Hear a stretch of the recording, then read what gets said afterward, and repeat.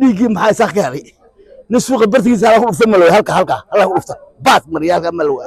waxaan rabnaa maanta in xukuumadda cusub haddii hawl ka qaban weydo anigu waxaan aaminsanahay inay iyadu la og tahay aynu aaminsanahay haddii wax ka qaban weydo oo ninkaasi maxkamadda soo taagi waayo shacabka ayaa ku dhex gudayn doona magaalada gudaheega ayaa lagaga jari doonaa xukuumadduna may dirsan shacabkuna may dirsanin dawlad baanu ka soconnaa markay leeyihiin cid baanu ka soconnaa ilaa waxay matalayaan dadkii waddanka soo maaha soo baarlamaankii baanu nahay ma laho dadkii maaha waxaan leeyahay haddii tallaabo laga qaadi waayo yaa silsilad fulatay bay noqonaysaa ceeb bayna ku tahay somalilan isagoon lagu calaba saarin ayaan jabuuti wafdi u dirayaa dee taasi qalad baan u arkaynaa waa xildhibaan waa cudwi في البرلمان السوماليلاندي waxaasi wax aqliga kali karaya maaha dee ninkaasi run ahaantii laf dhabar jab weyn buu libida dawladda cusub ku keenaya waana waxaan ku leeyahay mushkiladihii ugu horeeyay waxaan ku leeyahay isagoon wali xilka loo dhaarin ay hor taalo weeyaan assalaamu calaykum waraxmatullaahi wabarakaatu saaka magaalada hargeysa ayaanu wax ka weydiinay shirkii dhawaan ka dhacay dalka Djibouti ee uu ka qayb galay xildhibaanka lagu magacaabo Maxamed Abiib shirkaas sidoo aragtaan shacabku waxay dhaliilo fara badan u jeediyeen waxa weeye ninka lagu magacaabo xildhibaan Maxamed Abiib hadaladoodina waxa kamid ahaa sida tan waxaan u arkaa walba xamar buu doonayaa ninkaas burburka Soomaaliland uu isagun baa burburinaya Soomaaliland kicinta boorama isagun baa ka dambeeyay de marka ninkaas Soomaaliland hadii iska qaban weydo cid kale ka qabanaysa ma jirto iyadoo iska qabato adigu saas u aragtaa Cabdiraxmaan Cirro dhisayo uga ololeeyay gobolka Awdal si loo doorto uu madaxweyne u noqdo Cabdiraxmaan Cirro inuu ma garanaysa marka isagu dirsado Djibouti u dirsaday soo kulaba muuqato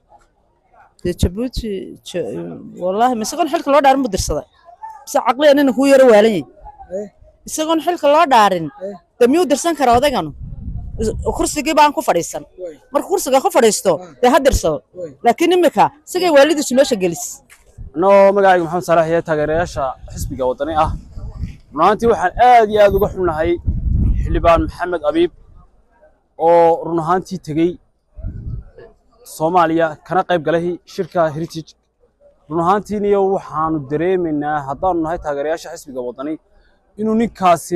diiqo weyn u xisbiga u soo jiidayo ninkaasi ilaa xisbiga ka habu dhiiqo soo jiidayaniyo qof kasta oo waxaan ku leeyahay cod uu fartiisa uu saarayna waxaan ku leeyahay uu ka qoomameynaya bal tii horaan ogeyn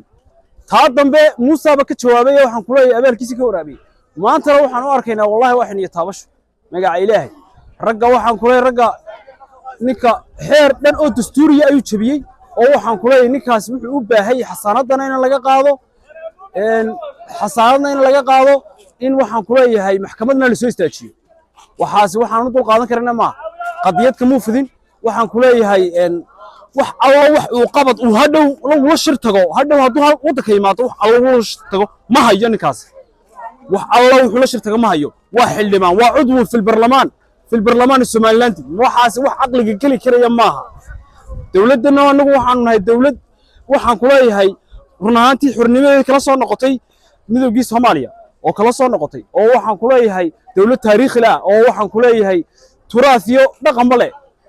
ninkaasi run ahaantii laf dhabar jab weyn buu libida dawladda cusub ku keenaya madaxweyne Cirro waxaan leenahay si degdeg ah uga soo jawaabo haguna abaalkiisna ka waraabiyo waana waxaan ku leeyahay mushkiladihii ugu horeeyay waxaan ku leeyahay isagoon wali xilka loo dhaarin ay hor taalo weeyaan waa kii dawladda waxaan ognahay u geystay emi iyo magaaliyo cawriyo naagba la dhageysanayay ninkaas wax ku haystamayay wax ku hadlayay wuxuu inuu waaleeyay inuu miyir qabin islaasiyo wal kala galay marka markii hore bal haw dagaalamo wuxuu lahaa Soomaaliya aan tagna on leeshiina wuu nagu diiday nagu caayay maanta kuwa isaa ugu dagaalamay way heleele xagga uu naga buushay hadana waa maxay dowsan hadana u fuulay dawladda cusub hadana marka ninka aqligiisa ma la waanin dhiiggii maxaa isaa ka helay nin suuqa bartigiisa hala ku dhufta ma loo halka hala ku dhufta baas mariyaalka ma la waanin waxa la waajib ma wax kale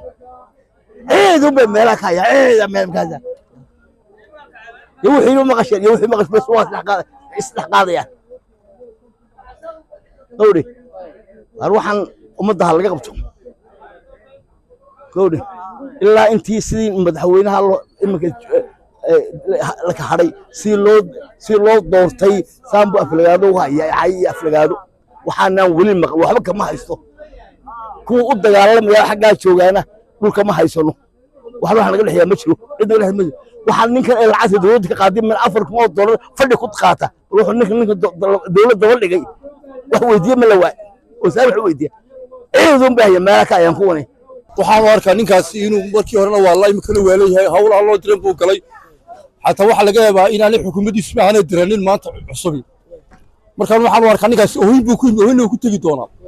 waxa weeyaan hawl aan loo galan buu dirsaday aan shacabka Soomaaliland la ogeyn wuxuu galay hawl ka dhana Soomaaliland taadna looma baahna waxa weeyaan ninkaasi waxa weeyaan ma la markuu yimaado in hawlaha laga qabto weeyaan maadaama xukuumadda maanta cusub aanay dirsanin oo aan hawlaha la ogeyn uu galay waxaan rabnaa maanta in xukuumadda cusub haddii hawl ka qaban weydo anigu waxaan aaminsanahay in iyadu la ogtahay inuu aaminsanahay haddii wax ka qaban weydo oo ninkaasi maxkamadda soo taagi waayo shacabka ayaa ku dhex gudayn doona magaalada gudaheega ayaa lagaga jiri doonaa ninkaas haddii xukuumadduna ma dirsan shacabkuna ma dirsanin wuxuu galay Djibouti oo ka dhana aqoonsiga Soomaaliland ayuu galay waxaasna wuxuu ka carray Itoobiya ayuu ka carraya oo aqoonsiga soo dejisay ayuu ka carraya Djibouti oo nagu mucaarida ayuu gacan siiyay ninkaas marka hawshaasi waa hawl ay wadato hawl laga baxsan weeyaan mana ogolin shacabkuna ma ogola Soomaalilandna ma ogola waayahay Cabdiraxmaan Ciro ayuu ka dhisay gobolka Awdal oo hal la doorto u lahaa ma laga yaabaa inuu Ciro dirtay uu soo ka dabeeyo waa suurtagal inuu Ciro dirtay oo waxa laga yaabaa moogtay inay soo yihiin sidii xukuumadda cusub anu waxaan leeyahay xukuumadda cusub inay diratay ayaa ayuu shacabku xoog tuusay tuunkaana waa laga shakisay hadduu Ciro wax ka qabo waayna aniga tuunkaas soo baxaya marka waa sida waxaan u arkayaa qalad badan waayo ninka dalka loo doortay weli laguma wareejinayn maxay ahaydeen laba calama saaray weli Cabdiraxmaan Ciro madaxweyne uu yahay laakiin weli gurigiina laguma wareejin arrinkii oo dhan kuma wada wareegin laakiin wuu ku wareegayaa sida rajaynayno dee isaga dalka madaxweyne ka ah markuu kursiga ku fadhiisto inuu wuxuu diro ayay dee ahaan lahayd isagoon lagu calama saarin ayaan Djibouti wafdi u dirayaa dee taasi qalad baan u arkaynaa kowre waxaananu leenahay Somaliland 3 sano waa lagu dhintay waa loo halgamay aad baa dhibaato uga dhacday waddankan maal iyo xoolo ayaa loo huray waar ninkii ogaana wuu ogaa kii u dagaalamana wuu ogyahay kii kale isaguna afka amba shilinka ku dagaalamana waa la ogyahay waar bal waxaad yeeshaan ninka madaxweynaha imika meesha qabsadayo waanu ku hambalyaynaynaa waananu kuu ducaynaynaa qarannimada Somaliland ilaali oo cadowga Somaliland hala shirin wixii cadow u ah hala shirine ilaahay aamino iyo dalku kugu filan yahay dalku lacagtiisa iyo wixiisu haddaad doonto keligaa qaado jeebka ku shubo haddaad doonto jeebka ku shubo laakiin wuu kugu filan yahay iimaanso dalka oo cadowga hanoo jabinin qarannimada Soomaaliland meel lagaga soo horjeedo ninku hadduu ka qayb galo waa qaran dumis weey waa qaran dumis marka waxaan leeyahay ninkaasi iyo ciddii kale la socotaba waa in tallaabo laga qaadaa waa in waajibka ay leeyihiin la mariyo waayo cidimay diran